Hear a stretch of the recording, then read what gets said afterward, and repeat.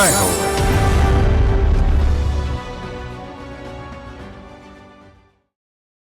నమస్కారం. సామాన్యుల అసమాన విజయగీతిక ఈటీవీ జయహోకు స్వాగతం. చిన్నారులు కొందరికి సకాలంలో మాటలు రావటం లేదు. ఉమ్మడి కుటుంబాలు దాదాపు కనుమరుగయ్యాయి. కబుర్ల తాతలు, కథ చెప్పే జేజమ్మలు అందుబాటులో లేరు. పసివాళ్లల్లో మాటల ఆలస్యానికి ఈ మార్పులు కారణమే అంటున్నారు నిపుణులు. అయితే అలాంటి వారికి ఆటల బడులలో మాటలు నేర్పే సిలబస్ రూపొందించారు భాగ్యనగరంలో విద్యావేత్తగా మారిన ఓ వైద్యుడు. తమిళనాట తిండికి పూటపూటా వెతుక్కునే పేద కుటుంబ యువతి తర్వాత కాలంలో అవకాశాలు అందుకొని ఎంతో ఎదిగారు. ఆహార రంగంలో వ్యాపారవేత్త అయ్యారు. విభిన్న కథనాల సమాహారంగా మీ ముందుకు వచ్చింది జై హో.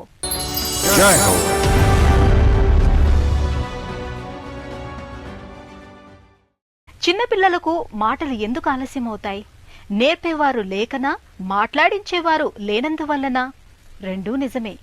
ఉమ్మడి కుటుంబాలు తెరమరుగై బంగారు బాటలు వేసే బామ్మ మాటలు లేవు. పెద్దలు చెప్పే కథలు లేవు. ఏదో ఆటల బడిలో ఉంచి పేరెంట్స్ ఉద్యోగాలకు వెళ్ళిపోతారు. మాటలు త్వరగా రాని బిడ్డలతో దిగులు పడే తల్లిదండ్రులకు మంచి కబురు తెచ్చారు హైదరాబాదులో డాక్టర్ కందుల శ్రీనివాస్. కథలు చదివి వినిపించే కళాన్ని తయారు చేశారు. చిన్నారుల చైతన్య గీతికగా మేలు అకాడమీ సిలబస్తో ముందుకు వచ్చారు. Burrow. B-U-R-R-O-W.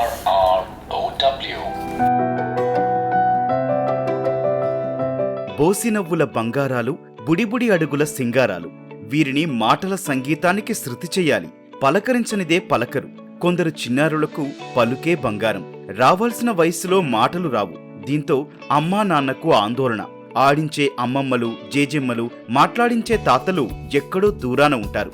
మరి ఇలాంటి కిండర్ గార్టెన్ స్థాయి చిన్నారులకు ఉలుకు పలుకు నేర్పే సిలబస్తో ముందుకొచ్చారు హైదరాబాద్కు చెందిన డాక్టర్ కందుల శ్రీనివాస్. కథలతో బాలల మానసాన్ని కదిలించే నవ్యబోధన ఆవిష్కర్తగా మారారు.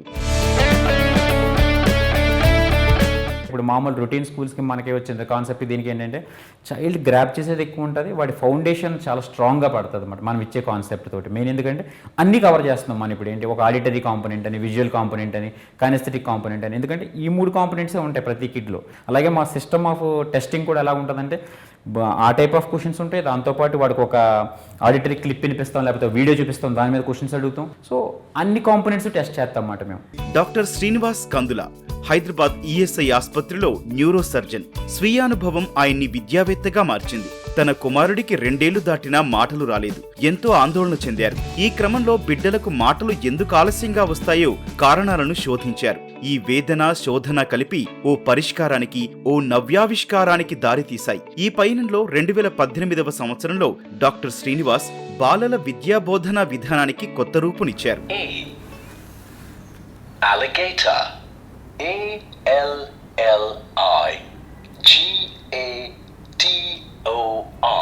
మేకింగ్ ఎవ్రీవన్స్ లైఫ్ యూనిక్, క్లుప్తంగా మేలు అనే పేరుతో విద్యాబోధన అకాడమీని స్థాపించారు.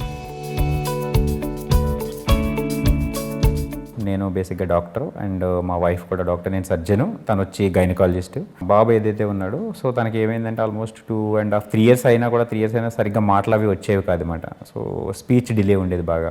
చైల్డ్కి ఇప్పుడు పాజిటివ్ అట్మాస్ఫియర్ ఉండాలన్నమాట. ఇవన్నీ నేను రీసెర్చ్ ద్వారా కనుక్కొని చాలామంది స్కూల్స్లో చూస్తే మీరు ఏ క్లాస్ రూమ్కి వెళ్ళినా కూడా ఆ టీచర్సే ఐడెంటిఫై చేయలేకపోతున్నారు ఏ టైప్ ఆఫ్ లెర్నర్ ఈ స్టూడెంట్ అని.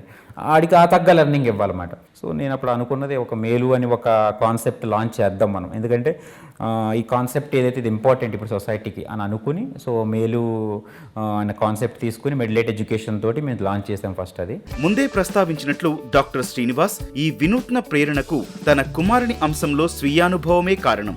ఎడమ చేతి వాటమున్న తన కుమారునికి సంప్రదాయ విద్య బోధించే పాఠశాలలో ఇబ్బందులు ఎదురయ్యాయి. ఉపాధ్యాయులు కుడి చేత్తోనే రాయారని తనని ఒత్తిడి చేశారు. ఈ అనుభవం డాక్టర్ శ్రీనివాస్లో ఓ నవ్యాలోచనకు బీజం వేసింది. కఠిన నిబంధనలతో ఉన్న ఈ విద్యాశైలితో విభేదించారు.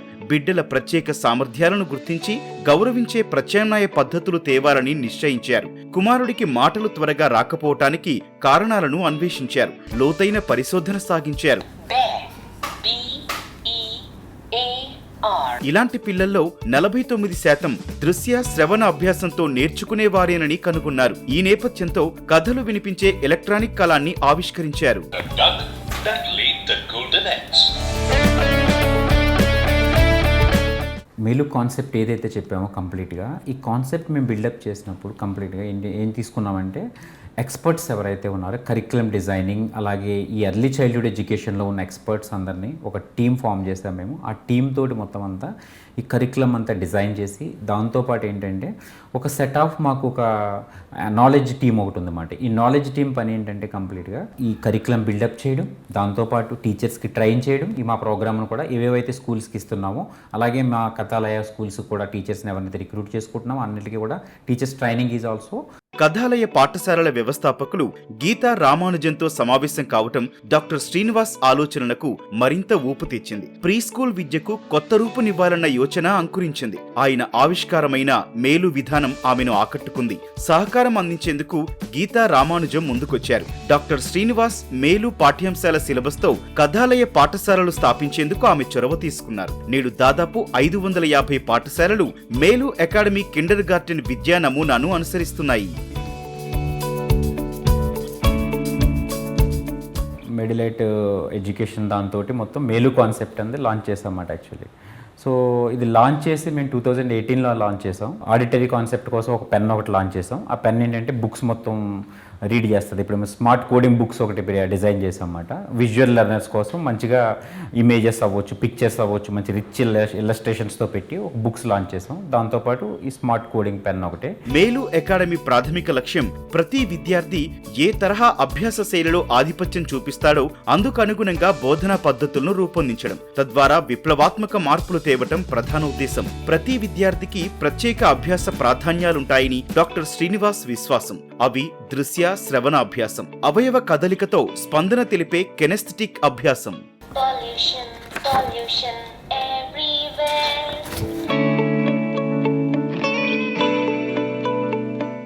ఇప్పుడు మా ఫ్యూచర్ గోల్స్ ఏంటంటే మొత్తం ఈ కాన్సెప్ట్ అనేది ఎగ్జిస్టింగ్ స్కూల్స్ అవ్వచ్చు, maybe either what ever the school brand name వాళ్ళకి ఏదైనా అవ్వచ్చు, వాళ్ళలో కూడా చాలా మేము యాక్టివ్గా దీన్ని ఇంప్లిమెంట్ చేయడానికి స్టార్ట్ చేస్తాము. ఇప్పటికి ఒక నియర్ బై ఇప్పటిదాకా టిల్ నౌ 400-500 స్కూల్స్ రీచ్ అయి ఉంటాం. డాక్టర్ శ్రీనివాస్ మేలు అకాడమీ ముఖ్యోద్దేశం పిల్లల సహజ అభ్యాస శైలులను స్వీకరించటం, సహజ సిద్ధ అభ్యాస శైలిని ప్రోత్సహించి వారిని మరింత శక్తిమంతం చేయటం.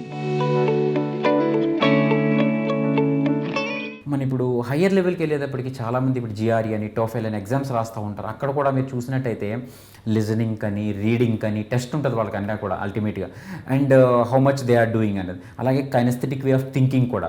అంత హైయర్ ఎడ్యుకేషన్ అయిన తర్వాత కూడా జిఆర్ఈ టోఫెల్కి మళ్ళీ కోచింగ్ తీసుకోవాల్సి వస్తుంది. దాంతోపాటు వాళ్ళ వేలోకి వెళ్ళాల్సి వస్తుంది. మనం ప్రతిదీ కూడా the right way of learning కిడ్కి మనం జస్టిఫైడ్ అంటే ఒక న్యాయబద్ధమైన నిజంగా లెర్నింగ్ ఇవ్వాలి కిడ్కి అంటే మాత్రం దిస్ వే అన్ని కాంపోనెంట్స్ మనం కిడ్స్కి ఇవ్వాలి. ఆడిటరీ ఇవ్వాలి, కైనెస్థెటిక్ ఇవ్వాలి, అలాగే దాంతోపాటు విజువల్ లెర్నింగ్, దీంతోపాటు మేము ఏంటంటే స్టోరీస్ కూడా. తమిళనాట కోయంబత్తూరులో అదో వ్యవసాయ కూలీ కుటుంబం. రెక్కలు ముక్కలు చేసుకున్నా రెండో పూట తిండికి కటకటే.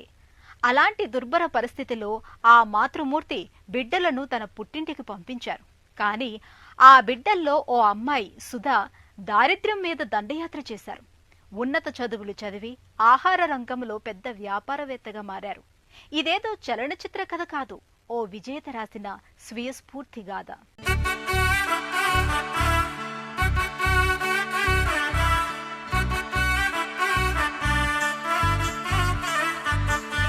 ఇది కోయంబత్తూరులో ఓ విజేత కథ. రోజూ కూలీ దంపతుల కుమార్తె వెంగరాయి పెరియస్వామి సుధా పెద్ద వ్యాపారవేత్తగా ఎదిగిన స్ఫూర్తిగాథ.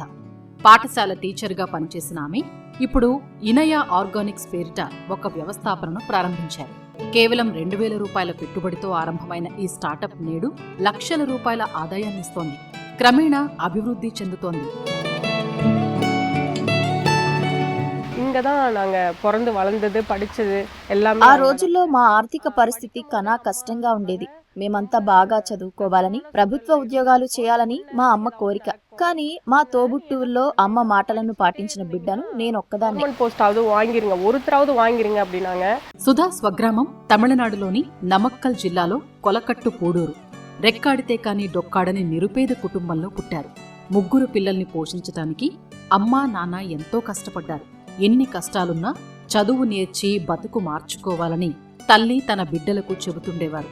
అమ్మ మాటల స్ఫూర్తితో సుధా చదువుతోనే ఉజ్వల భవిత సాధ్యమని విశ్వసించారు. இது அடுத்ததா என்ன மேஜர் எடுக்கலாம் அப்படின்னா అమ్మ சொன்னாங்க இல்ல 12th నేను నా భవిష్యత్తుపై ఆలోచనలో ఉన్నాను. కుటుంబ పోషణకు కొంతకాలం పొలం పనులు చేయాలని అమ్మ చెప్పింది. అయితే ఈ దిశగా అప్పటికే అన్న చెల్లెలు ఆమెకు సహకరిస్తున్నారు. నాకేమో చదువంటే ఎంతో ఇష్టం. నాకు నేను నచ్చచెప్పుకొని వాళ్లను ఒప్పించి చదువు కొనసాగించాను. వృక్షశాస్త్రంలో BSc పూర్తి చేశాను. காட்டுக்கு வேலைக்கு போகிறது, அடுத்தது பார்த்தீங்கன்னா எங்க வீட்டு வேலையை பார்த்துக்கிறது, இப்படியே நாட்கள் போய்கிட்டே இருந்தது. బిడ్డలు చదువుకోవాలని చెప్పిందే కాని జరిగే పని కాదని ఆ అమ్మకు తెలుసు. పసిరెక్కల కష్టం లేనిదే జరుగుబాటు కాదని తెలుసు. ఓ కష్టకాలంలో బిడ్డకు తిండి పెట్టలేక సుధా సహా ఆమె అన్న చెల్లిని ఆ మాతృమూర్తి తన పుట్టింటికి పంపించారు. అమ్మమ్మ గారింట పెరిగారు. అలాంటి కష్టకాలంలో అన్నా చెల్లి చదువు మానేశారు. కాని తల్లి ప్రోత్సాహంతో సుధా చదవాలని నిశ్చయించింది. కొత్త పాఠశాలలో చేరి అక్కడ టీచరు మద్దతుతో సుధా 10వ తరగతి పూర్తి చేశారు. అలా తన ఉన్నత విద్యకు మార్గం ఏర్పడింది.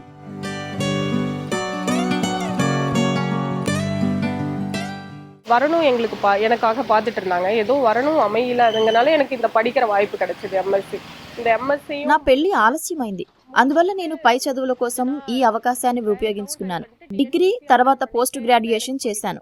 అనంతరం ఉద్యోగాల వేటలో పడ్డాను. తమిళనాడు పబ్లిక్ సర్వీస్ కమిషన్ పరీక్షలకు హాజరయ్యాను. ఆ సమయంలోనే నా వివాహమైంది. అయినా పరీక్షలకు హాజరు కావాలని భర్త నన్ను ఎంతో ప్రోత్సహించారు. కొంతకాలానికి చెన్నైకి మారాం. కుటుంబ పోషణకు భర్త ఓ చిన్న కంపెనీలో చేరాడు. అక్కడ మొదటి బిడ్డకు జన్మనిచ్చాను. కొంతకాలం తర్వాత మేము కోవైకి మారిపోయాం. இதுதான் படிக்க வைக்க முடியும், என்ன பண்ணலாம் அப்படின்னு சொல்லிட்டு நாங்க கோயம்புத்தூர் வந்துட்டோமுங்க. 2011లో సుధా దంపతులు కోయంబత్తూరు వెళ్లిపోయారు. అక్కడ ఆమె ఓ ప్లే స్కూల్లో టీచర్గా చేరారు. ఇక్కడ పనిచేస్తున్న కాలంలోని ఆరోగ్యదాయక ఆహార ప్రాధాన్యం తెలిసి వచ్చింది. ఇలాంటి మంచి ఆహారం తయారు చేసి తేవాలని పిల్లలకు ఛాలెంజ్ తరహా పరీక్ష పెట్టారు. కుమార్తె పాలకూర సహా ఇతర ఆకుకూరలు తినటం లేదు. అప్పుడు కొన్ని పొడులు, మసాలా పొడులు జోడించి చేస్తే చక్కగా తినేది. వాటిని స్నేహితులు రుచి చూసి ప్రోత్సహించారు. இந்த ஸ்கூல் போய்கிட்டு இருக்கும் போதே எங்களுக்கு நாங்க எங்களோட குழந்தைங்களுக்கு என்ன சொல்றோம்னா, కోవైలో చిన్నారులకు పాఠాలు చెప్పడానికి ప్రీ స్కూల్లో టీచర్గా వెళ్లాను. ఆ సమయంలో విద్యార్థులకు ఇంట్లో తయారైన సేంద్రియ ఆహారమే తినాలని చెప్పాను. మా ఇంట్లో కూడా అదే ఆచరించాను. ఒకరోజు మా అమ్మాయి కోసం ఆరోగ్యదాయకమైన రసం పొడిని తయారు చేశాను. ఆ రసం పొడిని మా స్నేహితులకు ఇచ్చాను. రుచి నచ్చింది, ఎంతో ఇష్టపడ్డారు. వంటకాల తయారీ నైపుణ్యాలను ఎందుకు ఉపయోగించుకోకూడదు అని మిత్రులు సలహా ఇచ్చారు. అయినా వాళ్ళు ఒట్టిగా తీసుకోలేదు, డబ్బు చెల్లించారు. ఈ పొడుల తయారీతో నేనెందుకు వ్యాపారం చేయకూడదు అని ప్రశ్నించుకున్నాను. நான் கீரைப்பொடி தான் ఫస్ట్ முதமையா எடுத்து செய்ய ஆரம்பிச்சோம். కేవలం 2000 రూపాయల ప్రారంభ పెట్టుబడితో సుధా 2018లో ఇనయా ఆర్గానిక్స్ అనే వ్యాపార వ్యవస్థాపనను ప్రారంభించారు. ఆరోగ్యదాయక ఆహార పదార్థాల తయారీని చేపట్టి సరఫరా చేస్తున్నారు.